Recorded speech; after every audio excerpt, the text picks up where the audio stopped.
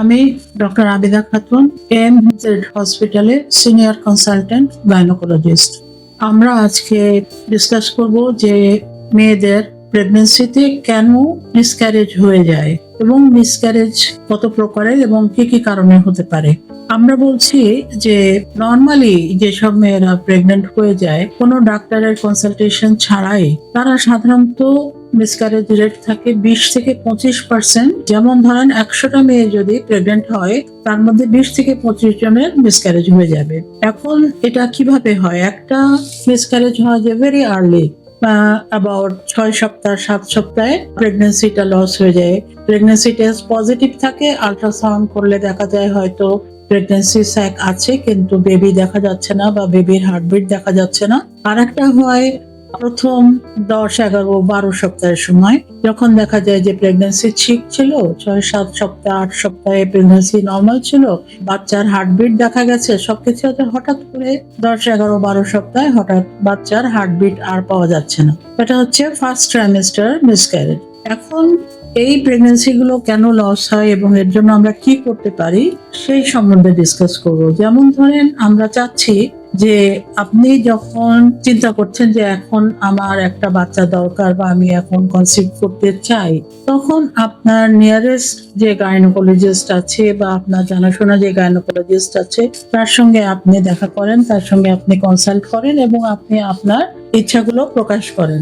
তাছাড়া আরো কিছু জিনিস আছে, যেমন ধরেন আপনার ব্লাড প্রেশার হাই আছে, অথবা আপনার ডায়াবেটিস আছে, অথবা আপনার ওয়েট অনেক বেশি আছে, অথবা আপনার কিডনি কিংবা লিভার ডিজিজ আছে, থাইরয়েডের সমস্যা আছে, আপনার এনিমিয়া আছে এবং এনিমিয়া রিলেটেড কিছু অসুখ আছে, যেগুলো সম্বন্ধে আপনাকে ডাক্তারের সঙ্গে আগে কনসাল্ট করতে হবে এবং সেগুলোর ওষুধ নিতে হবে, মেনটেনেন্স নিতে হবে এবং তারপরে আমরা আপনাকে বলবো যে আপনি কখন প্রেগন্যান্সি নিতে পারেন।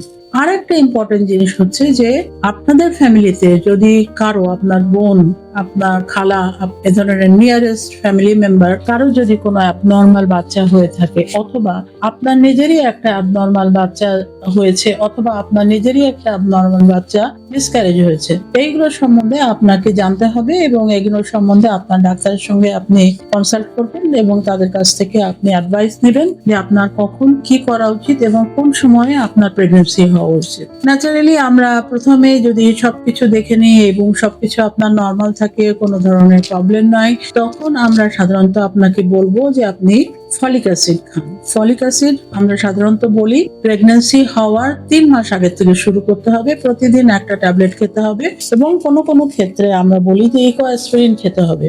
এগুলো সাধারণত রিসার্চ ড্রাগ, এগুলোর কোনো সাইড এফেক্ট নাই এবং এরা আপনার প্রেগন্যান্সিকে সাপোর্ট করবে। এখন আপনি কি চান? ন্যাচারালি প্রেগন্যান্সি, যখন প্রেগন্যান্সিতে হতে আপনার কোনো অসুবিধা নাই, তখন আপনাকে বলবো ঠিক আছে, আপনি ন্যাচারালি এখন প্রোটেকশন ছেড়ে দেন এবং আপনি কনসিভ করেন, দেখা যাক কি হয়। অনেক ক্ষেত্রে দেখা যায় যে ন্যাচারালি কনসেপশন হচ্ছে না, 2-3 মাস দেরি হয়ে যাচ্ছে, আপনার কনসেপশন হচ্ছে না, তখন আমরা হয়তো আপনাকে কিছুটা হেল্প করব, কোনো মেডিসিন দিব, মেডিসিন দিয়ে আপনাকে প্রেগন্যান্সি দেওয়ার চেষ্টা করব। তাছাড়া যাদের এমনি সাধারণত ইনফার্টিলিটি আছে, প্রেগন্যান্সিতে অসুবিধা আছে, তাদেরকে হয়তো আমরা আইভিএফ অথবা আর্টিফিশিয়াল ইনসেমিনেশন এগুলোর অ্যাডভাইস দিব, স্পেশাল কেয়ার ট্রিটমেন্ট দিব।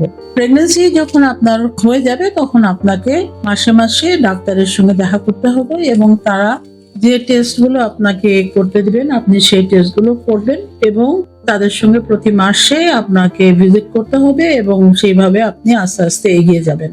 হাজবেন্ডের ক্রোমোজোম এবং ওয়াইফের ক্রোমোজোম যখন ঠিকভাবে না মেশে, তখন একটা অ্যাবনর্মাল বাচ্চা তৈরি হয় এবং সেটা আল্লাহ তাআলার তরফ থেকে নিজেই অ্যাবর্শন হয়ে যায়, নিজেই মিসক্যারেজ হয়ে যায়। আর ক্রোমোজোমাল প্রবলেম গুলো 60% টাইম আমরা দেখি এই মিসক্যারেজ গুলো হয়। আরো কিছু কজ আছে, যেমন anaemia, thyroid, diabetes, blood pressure, এইসব কজের জন্য বাকি মিসক্যারেজ গুলো হয়, অথবা ইনফেকশনের জন্য হয়। আর যেটা সেকেন্ড ট্রাইমেস্টার 14 সপ্তাহ পরে যে মিসক্যারেজ গুলো হয়, সেগুলো আমরা বলি যে হয়তো তার যে জরায়ু, সেই জরায়ুটা নর্মাল না, সেখানে হয়তো কোনো অসুবিধা আছে, সেপ্টাম আছে, অথবা তার যে জরায়ুর মুখ, সেই জরায়ুর মুখটা ন্যাচারালি হয়তো অনেকখানি খোলা আছে বা ওখানে কোনো প্রবলেম আছে, অথবা তার কোনো টিউমার আছে, সেই টিউমারটার জন্য সে যে প্রেগন্যান্সি নিচ্ছে সেই প্রেগন্যান্সিটা থাকছে না, অথবা তার কোনো ইনফেকশন আছে, যে ইনফেকশনের জন্য তার মিসক্যারেজ হয়ে যাচ্ছে। তো এগুলো জিনিস দেখার জন্য আপনাকে সবসময় আপনার ডাক্তারের সঙ্গে কনসাল্ট করতে হবে, রেগুলার ভিজিট করতে হবে, এবং আপনি নিজেও কিছুটা ইনফরমেশন নিতে পারেন। google.com এ আপনি দেখবেন এবং আপনার কিছুটা নলেজ আপনি জানতে পারবেন এবং আপনি আপনার ডাক্তারের সঙ্গে কনসাল্ট করতে পারবেন। আশা করি আপনারা ভালো থাকবেন।